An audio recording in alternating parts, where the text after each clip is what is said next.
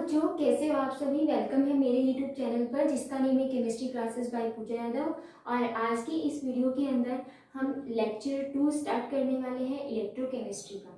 Okay, तो lecture first के अंदर हमने इलेक्ट्रोलाइटिक सेल क्या होता है, इलेक्ट्रोलिसिस क्या होता है, और इलेक्ट्रोलिसिस के अंदर हमने दो चीजें देखनी थी। ठीक है, वो थी एक तो क्वालिटेटिव एस्पेक्ट्स और एक क्वांटिटेटिव। तो क्वालिटेटिव हम डिस्कस कर चुके थे लेक्चर फर्स्ट के अंदर। लेक्चर सेकंड के अंदर हम स्टार्ट कर रहे हैं क्वांटिटेटिव एस्पेक्ट्स। क्वांटिटेटिव का मतलब मैंने आपको बताया था कि इसके अंदर हम क्या देखने वाले हैं कि जो भी आपके पास इलेक्ट्रोड्स होते हैं उन पर कोई भी सब्सटेंस डिपॉजिट होता है या फिर कोई भी गैस क्या हो रही है, इवॉल्व हो रही है वहां पर। ठीक है, तो उसका हमें मास कैलकुलेट करना होता है, वॉल्यूम कैलकुलेट करनी होती है, नंबर ऑफ मोल्स कैलकुलेट करना होता है।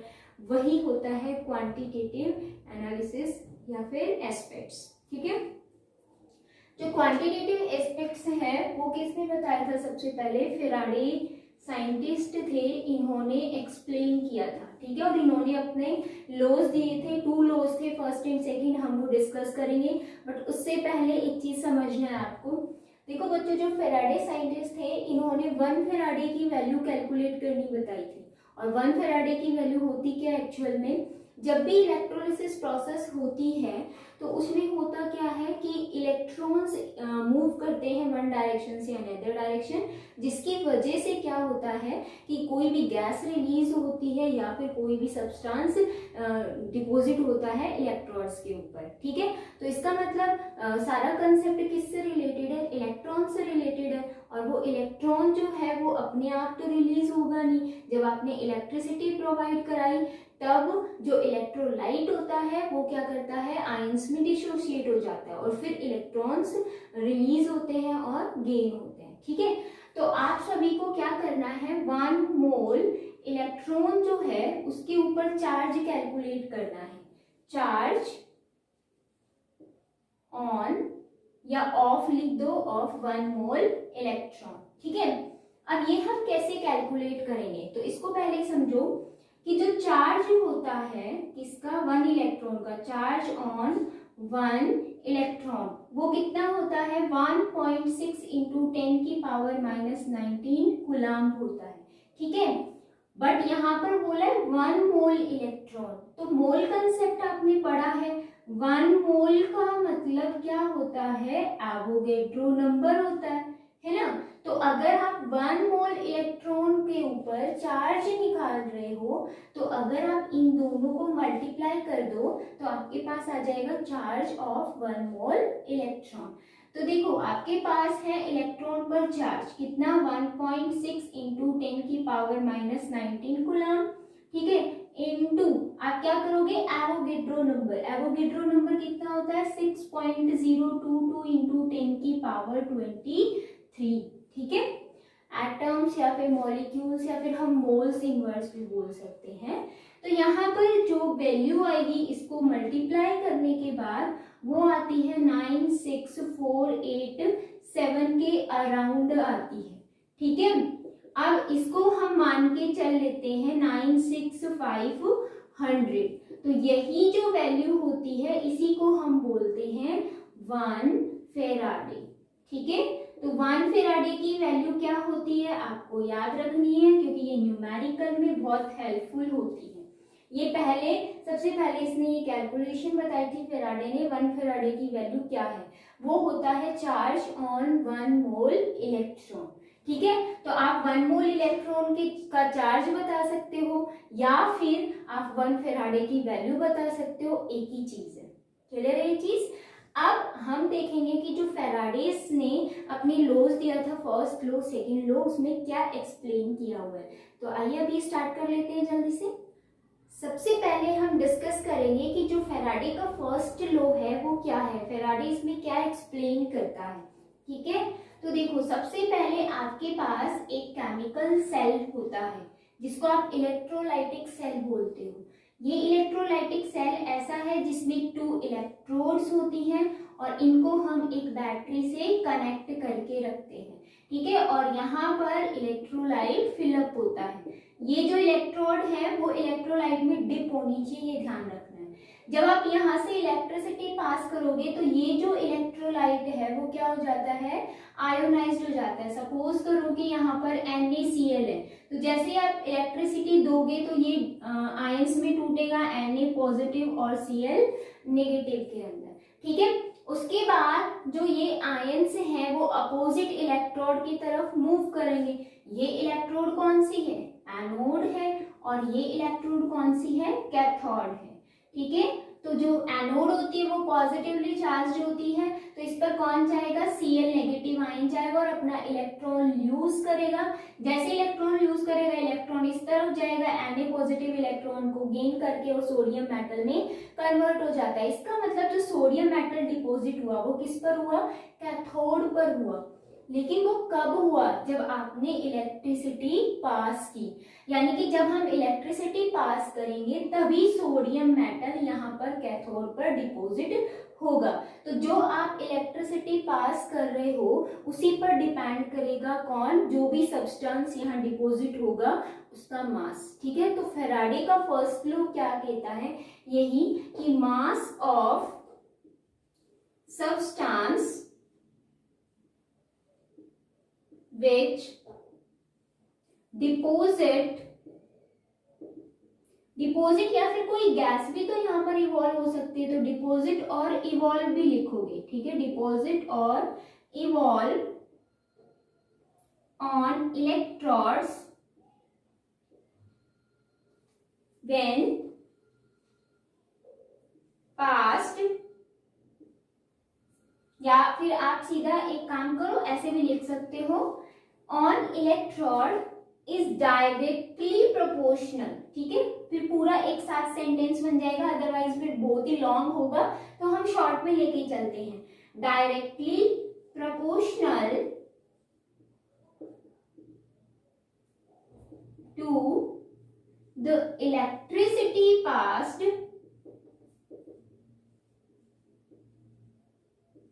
या हम यहाँ पर क्या बोलेंगे, क्वांटिटी ऑफ इलेक्ट्रिसिटी, ठीक है, ये भी बोल सकते हो। इलेक्ट्रिसिटी पास्ड थ्रू इलेक्ट्रोड्स, ठीक है, सिंपल है। जो सब्सटेंस यहाँ पर डिपॉजिट होगा या कोई भी गैस रिलीज होगी तो उसका जो मास होगा वो किस पर डिपेंड करेगा, डायरेक्टली प्रोपोर्शनल है किस पर, जो इलेक्ट्रिसिटी हम इसको दे रहे हैं। तो हम यहाँ पर क्वांटिटी ऑफ इलेक्ट्रिसिटी भी मेंशन कर सकते हैं। इसका मतलब मास को आप W से रिप्रेजेंट करते हो, ठीक है, is directly proportional to the Q। Q क्या है यहाँ पर, quantity of electricity. Q is the quantity of electricity, ठीक है। एंड W क्या है, mass of substance which deposit on electron, ठीक है। तो ये आपके पास जब प्रोपोर्शनल का साइन हटता है तो एक कांस्टेंट आता है, और इस कांस्टेंट को आप Z को क्या बोलते हो, या तो प्रोपोर्शनल कांस्टेंट बोलते हैं या फिर इलेक्ट्रोकेमिकल इक्विवेलेंट भी बोलते हैं हम इसको, ठीक है। Electrochemical equivalent, clear.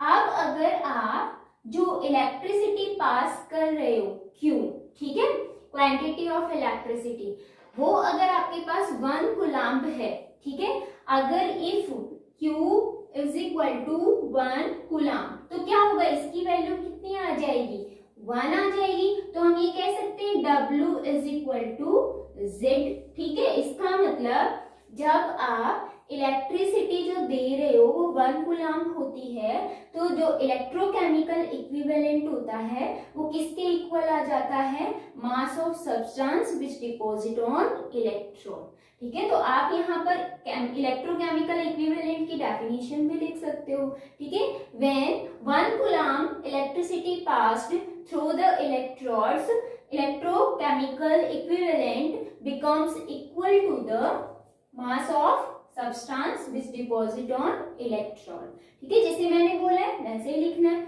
बहुत इजी है। अब बच्चों क्या होता है कि ये जो Z है इसकी वैल्यू भी हम और निकाल सकते हैं, ठीक है।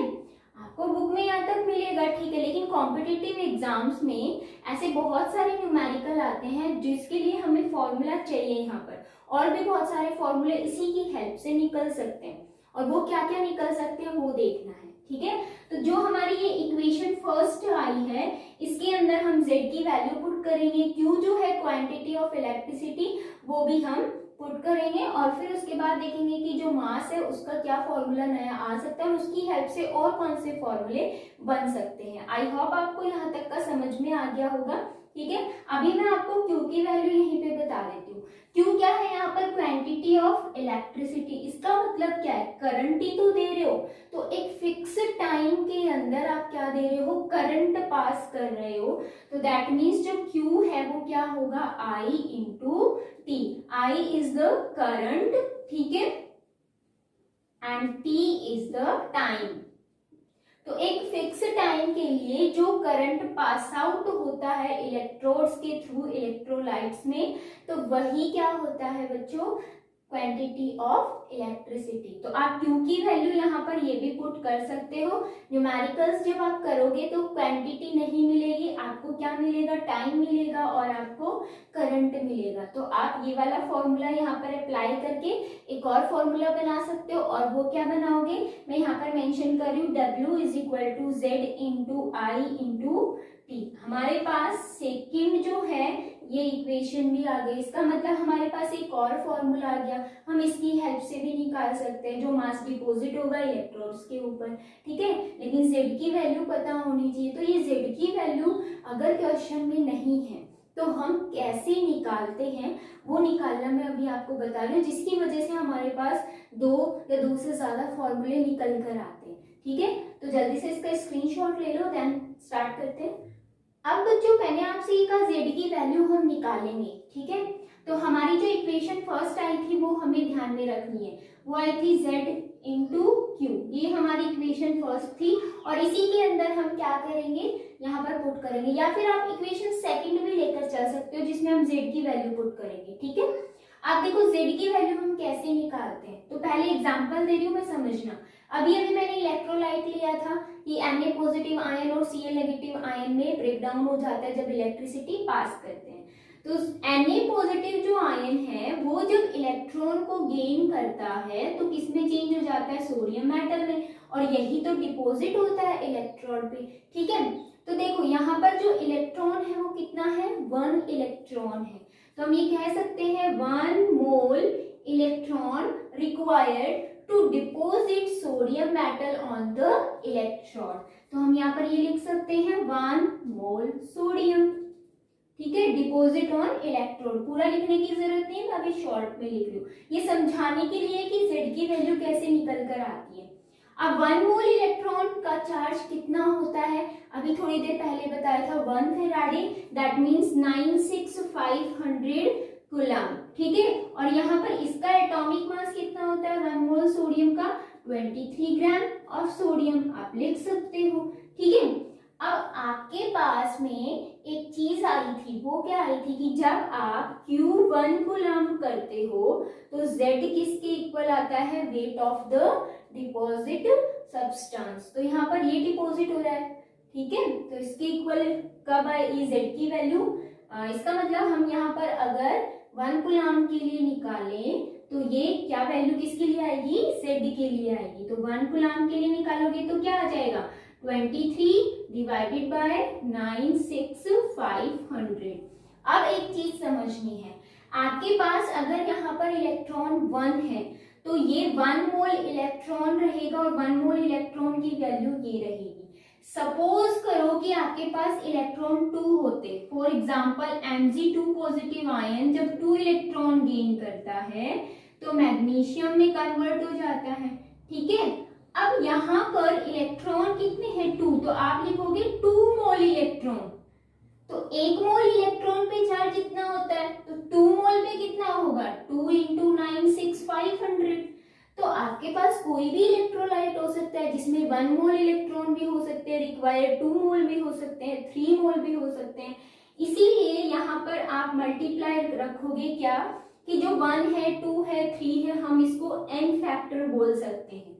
ठीक है, n फैक्टर यहाँ पर क्या रहेगा? Number of electron required. ठीक है, तो हम यहाँ पर क्या मेंशन करेंगे? n factor. और ये 1 कूलम जो है जब आप रखते हो तभी तो Z निकल के आता है। दैट मीन्स यहाँ पर हम ये लिख सकते हैं Z इज इक्वल टू, ये क्या है, एटॉमिक मास है, तो हम यहाँ लिखेंगे एटॉमिक मास, फिर आप डिवाइडेड करोगे 96500 से एंड मल्टीप्लाई n फैक्टर, ये हमारे पास Z की वैल्यू आ गई और इस वैल्यू को हम इक्वेशन फर्स्ट के अंदर पुट करने वाले हैं। तो पहले इसका स्क्रीनशॉट ले लो, ये कहाँ से आई वैल्यू, इसी को समझाने के लिए मैंने ये एग्जांपल दिया, अदरवाइज मैं डायरेक्ट भी लिख देती कि Z की वैल्यू ये होती है, पुट कर दो, ठीक है, तो वो समझाने के लिए था। अब जल्दी से स्क्रीनशॉट ले लो, फिर हम ये वैल्यू पुट करके और देखो क्या क्या फॉर्मूले निकाल सकते हैं। जो Z की वैल्यू पुट करोगे तो क्या आएगा, W is equal to atomic mass, this is the mass, ठीक है, atomic mass into Q divided by, अब Z की वैल्यू क्या थी, atomic mass divided by 96500 into n factor, यही तो था। तो हमारे पास देखो एक और फॉर्मूला आ गया। अब हम इसकी हेल्प से और फॉर्मूले निकाल सकते हैं, 2 और फॉर्मूले निकालेंगे, वो कौन कौन सा देखना अभी। देखो अगर हम यहाँ पर atomic mass divided bye n factor की बात करें तो atomic mass divided bye n factor, actual में ये होता क्या, n फैक्टर क्या होता है, एसिडिटी, बेसिसिटी, कुछ याद आया, याद आया नॉर्मेलिटी वाले टर्म में, ठीक है। तो इसका मतलब atomic mass divided bye n factor क्या होता है, इक्विवेलेंट मास होता है। और अगर हम इनकी जगह पे इक्विवेलेंट मास पुट करते हैं तो हमारे पास क्या आ जाता है, mass of substance is equal to equivalent mass into Q divided by 96500, और आप यहाँ Q की जगह I इंटू T भी लिख सकते हो, ठीक है, वो मैंने आपको पहले ही बता दिया था। तो देखो एक फॉर्मूला हमारे पास ये आ गया, ये सेकेंड लॉ में बहुत ही हेल्पफुल करेगा, तो ये याद रखना है आपको, ठीक है। अब सेकेंड क्या आ सकता है, अगर हम एटॉमिक मास को यहाँ पर ले आए तो क्या आएगा, W that means mass of substance divided by atomic mass या फिर मॉलिक्यूलर मास। तो given mass by molecular mass क्या होता है, and that means number of moles होता है। अगर हम ये पुट कर दे इसकी जगह पे तो क्या आ जाएगा, यहाँ पर आएगा n is equal to, atomic mass तो यहाँ आ चुका है तो हम यहाँ क्या लिखेंगे, Q डिवाइडेड बाय, और ये लिख दो सीधा 96500 इंटू n फैक्टर। तो आप यहाँ से नंबर ऑफ मोल्स भी निकाल सकते हो, ठीक है। तो नंबर ऑफ मोल्स कैसे निकालेंगे, और जो डिपॉजिट हुआ है सब्सटेंस इलेक्ट्रोड पे उसका मास हम कैलकुलेट कैसे करेंगे, हमारे पास डिफरेंट फॉर्मूले आ गए हैं, ठीक है। वॉल्यूम फिर जब एग्जांपल कराऊंगी तब मैं वॉल्यूम भी आपको करवा दूंगी, या फिर जो न्यूमेरिकल्स होंगे उसमें भी, ठीक है। तो मैंने आपको ये कहा था कि क्वांटिटी के अंदर हम मास कैलकुलेट करते हैं, नंबर ऑफ मोल्स कैलकुलेट करते हैं और वॉल्यूम कैलकुलेट करते हैं। तो ये जो फॉर्मूले हैं ना ये बहुत हेल्पफुल होते हैं, कॉम्पिटिटिव एग्जाम में ऐसे ही क्वेश्चन आते हैं, तो उनको जल्दी से निकालने के लिए हम मोस्टली ये वाला फॉर्मूला यूज में लेंगे ताकि बहुत जल्दी से हमारा क्वेश्चन सॉल्व हो जाए, ठीक है। तो यहाँ ये वाली टर्म जो है बहुत इंपॉर्टेंट है, आपको याद रखनी है, कॉम्पिटिटिव लेवल में बहुत काम आती है। जब मैं आपको न्यूमेरिकल्स कराऊंगी तब बताऊंगी कैसे यूज करेंगे इनको, ठीक है। तो जो फर्स्ट लॉ था वो कंप्लीट हो गया है, जल्दी से इसका स्क्रीनशॉट ले लीजिए, देन हम सेकंड स्टार्ट कर रहे हैं। सेकंड जो लॉ है बच्चों, इसमें क्या किया फेराडे ने, फर्स्ट लॉ के अंदर सिर्फ एक इलेक्ट्रोलाइटिक सेल लिया था, सेकंड लॉ में क्या किया, 2 इलेक्ट्रोलाइटिक सेल लिए और उनको एक ही सीरीज में जोड़ दिया, ठीक है। तो आपके पास यहाँ पर देखने को मिलेगा कि 2 इलेक्ट्रोलाइटिक सेल है, ठीक है, और इलेक्ट्रोड्स है यहाँ पर। अभी आप खुद जान जाओगे कि इलेक्ट्रोड्स किसकी है, क्योंकि जैसे ही मैंने इलेक्ट्रोलाइट फिल किया तो आप बता सकते हो, क्योंकि क्वालिटेटिव एनालिसिस के अंदर ये चीज बताई थी, ठीक है। तो यहाँ पर इलेक्ट्रोलाइट भरा हुआ है जो कि AgNO3 का है, तो आप लोग समझ गए होंगे कि ये इलेक्ट्रोड्स किसकी होंगी, सिल्वर की होंगी, ठीक है। एक जगह हमने यहाँ पर सपोज ले लिया कॉपर सल्फेट या फिर कॉपर नाइट्रेट, तो यहाँ पर इलेक्ट्रोड्स किसकी होंगी, कॉपर की होंगी। अब हमने क्या किया कि सीरीज में कनेक्ट कर दिया, इनको सीरीज में कनेक्ट किया है, ठीक है। इस टाइप से, और बैटरी से भी कनेक्ट करना है। तो एक सीरीज में कनेक्ट कर दिया है हमने। और जब आप एक सीरीज में 2 या 2 से ज्यादा सेल्स को कनेक्ट करते हो तो इनमें क्या होती है, इलेक्ट्रिसिटी जो है वो सेम सप्लाई होती है। इसका मतलब जो क्वांटिटी ऑफ इलेक्ट्रिसिटी है Q, वो क्या रहेगी, दोनों में सेम रहेगी। इसका मतलब क्या रहेगी, सपोज करो 1 कूलम्ब है, ठीक है। या फिर हम ये कह सकते हैं कि जो I है, करंट है, वो कितना है, 1 एम्पियर है, और वो कितने टाइम में पास आउट हो रहा है, 1 सेकेंड के अंदर पास आउट हो रहा है। आप और करके ये भी लिख सकते हो, ठीक है। तो जब भी आप सीरीज में कनेक्ट करोगे 2 और मोर इलेक्ट्रोलाइटिक सेल को, तो वहां पर इलेक्ट्रिसिटी सेम पास होगी। और जब इलेक्ट्रिसिटी सेम पास होती है तो वहां पर जो सिल्वर और जो कॉपर है, ठीक है, ये मैंने समझाया हुआ है कि जब आप सिल्वर की इलेक्ट्रोड लेते हो, सिल्वर नाइट्रेट का सॉल्यूशन है, तो जो मेटल डिपॉजिट होगा वो सिल्वर ही होगा, ठीक है। सेम एज इट इज यहाँ डिपॉजिट कौन होगा, कॉपर होगा। तो जो सिल्वर और कॉपर का जो मास है वो किस पर डिपेंड करेगा, इक्विवेलेंट मास पर डिपेंड करेगा। इनके खुद के इक्विवेलेंट मास पर डिपेंड करता है, और यही होता है फैराडे सेकंड लॉ। तो मैं अभी स्टेटमेंट इसका फटाफट लिख देती हूँ, आप फिर स्क्रीनशॉट ले लेना। मैंने यहाँ पर स्टेटमेंट मेंशन की है कि when 2 electrolytic cell connected in a series and same quantity of electricity passed through them, the masses of the substance, that means Ag और copper, ठीक है, जो substance डिपोजिट हो रहे हैं इलेक्ट्रोड पे, deposit at electrode, are directly proportional to their equivalent mass of, या फिर इक्विवेलेंट वेट भी बोल सकते हो, ठीक है। इसका मतलब क्या है, इसका मतलब ये है कि जो वेट या फिर जो मास होगा, तो मास ऑफ जो सिल्वर है एंड मास ऑफ जो कॉपर है वो डायरेक्टली प्रोपोर्शनल है किसके, इक्विवेलेंट मास ऑफ सिल्वर, ठीक है, और इक्विवेलेंट वेट भी लिख सकते हो, मास भी लिख सकते हो, इक्विवेलेंट मास ऑफ कॉपर, ठीक है। इस टाइप से आपके पास एक स्टेटमेंट आ गई है किसकी, फैराडे सेकंड लॉ की। बट एक्चुअल में ये जो चीज है वो कैसे आई, इसको अभी मैं प्रूफ भी करके बताऊंगी, ठीक है। कि आप तो ये कह रहे हो कि जो मास है वो डायरेक्टली प्रोपोर्शनल है इक्विवेलेंट मास के इनके, तो फिर ये अपोन में क्यों आई है, या फिर इनकी वैल्यूज इक्विवेलेंट मास के इक्वल क्यों आई है, तो वो अभी एक्सप्लेन करने वाली हूँ। वो चीज सिर्फ समझनी है आपको, जो क्वांटिटी ऑफ इलेक्ट्रिसिटी पास हो रही है वो क्या है, सेम है। इसी की वजह से जो मास ऑफ सब्सटेंस है वो किसके इक्वल आता है, इक्विवेलेंट मास ऑफ देयर, ठीक है। इनके खुद के जो इक्विवेलेंट मास है उनके इक्वल आता है। वो कैसे आया वो मैं अभी प्रूफ करके बताने वाली हूँ। जल्दी से इसका स्क्रीनशॉट ले लीजिए, फिर देखो बच्चों, समझना अच्छे से। अकॉर्डिंग टू फर्स्ट लॉ के अकॉर्डिंग क्या होता है, जो मास होता है किसी भी सब्सटेंस का वो किसके इक्वल होता है, equivalent mass into Q divided bye 1 Faraday, ठीक है। ये फॉर्मूला अच्छे से याद है ना, आपको ये याद भी रखना है।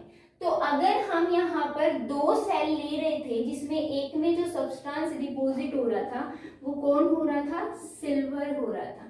ऐसे ही हम दूसरे का वेट देखेंगे, दैट मीन्स कॉपर का, तो वो भी क्या होगा, इक्विवेलेंट मास ऑफ कॉपर, ठीक है। यहाँ ये किसका है, सिल्वर का है, इनटू क्या है, quantity of electricity divided by क्या है, 96500। तो अगर आपके पास ये इक्वेशन फर्स्ट बनी और ये इक्वेशन सेकंड बनी, तो आप क्या करोगे, इक्वेशन फर्स्ट को डिवाइड कर दो सेकंड से, तो क्या आएगा, देखो जब आप डिवाइड करोगे, आप जो Q है वो है क्वांटिटी ऑफ इलेक्ट्रिसिटी, और मैंने आपको अंडरलाइन करके भी बताया था कि जो क्वांटिटी ऑफ इलेक्ट्रिसिटी है वो क्या हो रही है, सेम पास आउट हो रही है। इसका मतलब ये भी 1 कूलम्ब है और ये भी 1 कूलम्ब है, और जो ये वैल्यू और ये वैल्यू है वो भी क्या है, सेम है।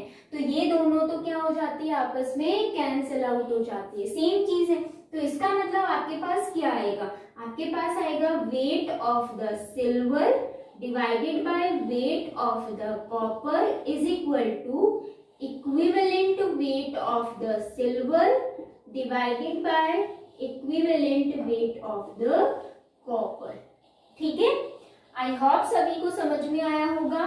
और यही क्या होता है, second law of Faraday. Faraday का सेकंड लॉ ही है या उसका स्टेटमेंट है। आप अच्छे से समझ गए होंगे कि ये चीज कैसे आई, तो वो किसका यूज किया, फर्स्ट लॉ का। और फर्स्ट लॉ में ये चीज मैंने आपको एक्सप्लेन की थी कि ये कैसे आया था। एटॉमिक मास को जब n फैक्टर से डिवाइड करते हैं तो वो किसके इक्वल होता है, इक्विवेलेंट मास के। आपको ये वाला फॉर्मूला यूज करके और ये निकालना है। ठीक है, तो मैंने प्रूफ करके भी बता दिया है। आई होप सभी को बहुत अच्छे से समझ में आया होगा। तो ये था सेकंड लॉ। तो बच्चों फर्स्ट लॉ और सेकंड लॉ है वो आपको अच्छे से कवर करना है, और इसके बेसिस पे जो न्यूमेरिकल होंगे वो इसके जो नेक्स्ट वीडियो आएगी लेक्चर 3 उसमें मैं आपको बहुत सारे न्यूमेरिकल कराने वाली हूँ। तो सो आप रेडी रहना, so be ready for numericals. Take care बच्चों, मिलते हैं नेक्स्ट वीडियो में।